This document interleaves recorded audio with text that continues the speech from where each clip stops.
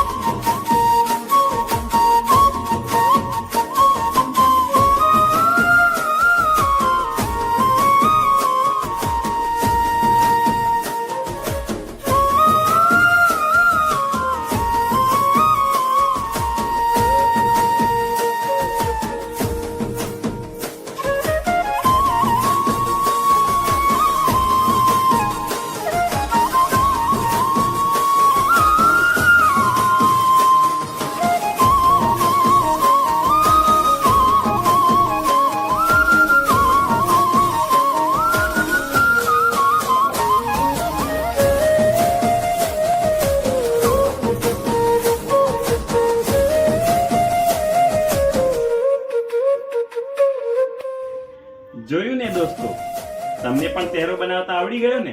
તો ચાલો આ રીતે અલગ અલગ ચહેરાઓ બનાવો.